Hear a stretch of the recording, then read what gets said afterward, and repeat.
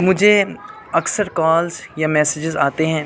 کہ پری کی حاضری کا آسان ترین اور مجرب ترین عمل بتا دیں۔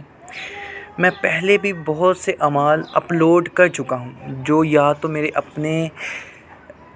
مجرب ہیں، میں نے ان سے حاضریاں کی ہیں، یا میرے کسی دوست احباب نے اور میرے قریبی کسی عامل نے ان سے حاضریاں کی ہوں اور آسان بھی ہیں اور ان سے حاضریاں بھی ہوتی ہیں۔ یہ بات یاد رکھیے گا کہ اعمال چاہے وہ حاضریوں کے ہوں چاہے کسی بھی طرح کے ہوں، ان میں توجہ اور یکسوئی کا ہونا لازم ہے، اور وظیفے کو سر آنکھوں پر بٹھا کر رکھنا پڑتا ہے۔ وظیفے کی تعظیم کی جاتی ہے، عزت کی جاتی ہے۔ پہل یعنی کہ آج جب ٹیکنالوجی کا دور نہیں تھا تو لوگ ایک ایک وظیفے کو لینے کے لیے میلوں کا سفر طے کرتے تھے، مہینوں لگ جاتے تھے، تب جا کر ان کو کوئی ایک عامل ملتا تھا جو چوٹی کا عامل ہوتا یا ان کسی چیز کا عامل ہوتا۔ لیکن آج کل جو ہے وظائف جو ہیں بے شمار ہیں، انسان کو سمجھ نہیں آتی جی کون سا وظیفہ کریں۔ اور لوگ ایسے بھی ہیں جو ایک دن میں 2 3 وظائف کر کے بیٹھے ہوتے ہیں، ان کو یہی نہیں پتہ ہوتا کہ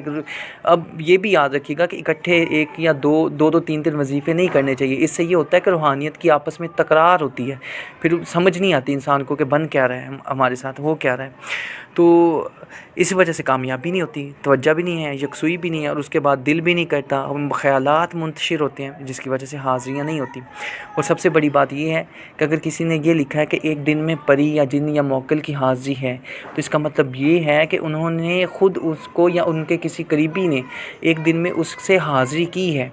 اگر اب آپ کی روحانیت پر ہے، آپ کے قلب کی صفائی پر ہے، آپ کی باطن کی صفائی اگر اس قدر ہے تو انشاءاللہ آپ کو بھی ایک دن میں حاضری ہو جائے گی، ورنہ 21 یا 40 دن کم از کم کسی بھی عمل کے لیے ضروری ہوتے ہیں، کم سے کم 40 دن کسی بھی عمل کے لیے درکار ہوتے ہیں، پھر جا کے حاضریاں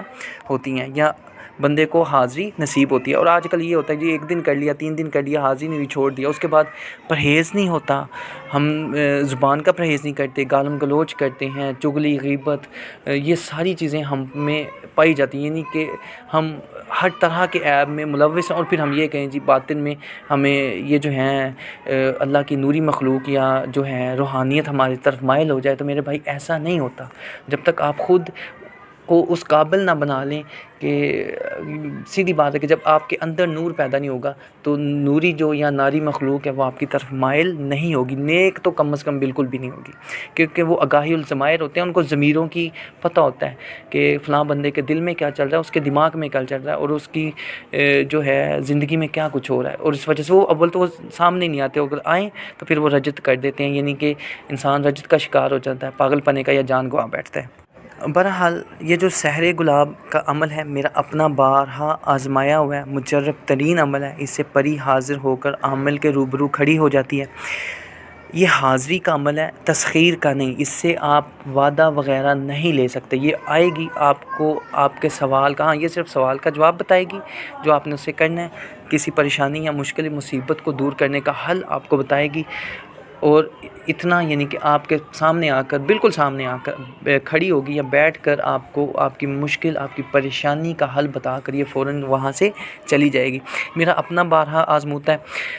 اور میرے ساتھ جو معاملات ہوتے ہیں میں نے پہلے بھی ویڈیو میں اسی کو بتایا تھا، عمل اب بتانے سے پہلے میں آپ کو بتا دیتا ہوں کہ میرے ساتھ اس طرح سے ہوا تھا کہ یہ میں نے عمل پڑھا اور میں سو گیا، اور جیسے میں سویا ہوں تو یہ کافی مرتبہ کا آزمایا ہوا، اور یہ مشرق کی طرف سے آتی ہیں اور آ کر نام پکارتی ہیں، میرا نام احمد ہے تو وہ احمد لیں گی، اور جو سوال میں نے ان سے کرنا ہے وہ اس کا فوراً جواب دیں گی، یعنی کہ 1 سے 2 منٹ کے اندر یا حد سے 3 منٹ کے اندر وہ ہر مشکل کا حل جو ہے آپ کو بتا کر فوراً وہاں سے چلی جائیں گی۔ اب رہی بات عمل کیسے کرنا ہے، تو عمل آپ نے سر کرنا ہے جی کہ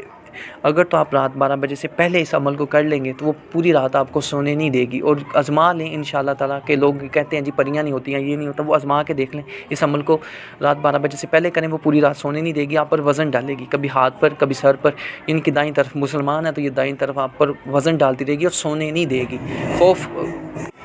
خوف و ہراس پیدا کرے گی، آپ کو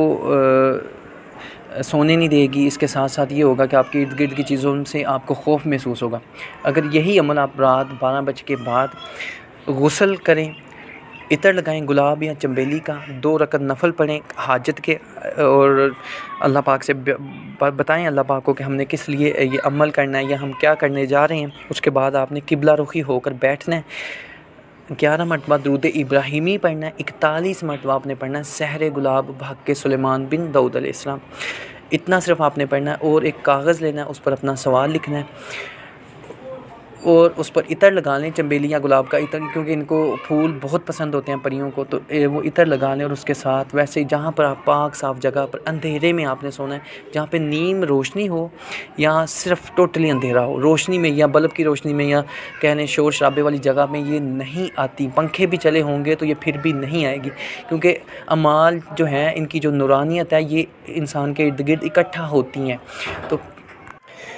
نور اکٹھا ہوتا ہے اور اسی سے اللہ پاک جو ہیں اسی تاثیر سے، یعنی کہ یہ جو اعمال ہوتے ہیں یہ ہتھ کڑیاں اور بیڑیاں ہوتے ہیں کسی بھی چیز کو آپ کی طرف لانے کے لیے، تو انشاءاللہ وہ آئے گی، آپ کے سوالات کا جواب دے گی، اور اللہ پاک آپ سب کو کامیاب کرے۔ دعا میں یاد رکھیے گا۔ اللہ حافظ۔ السلام علیکم ورحمۃ اللہ۔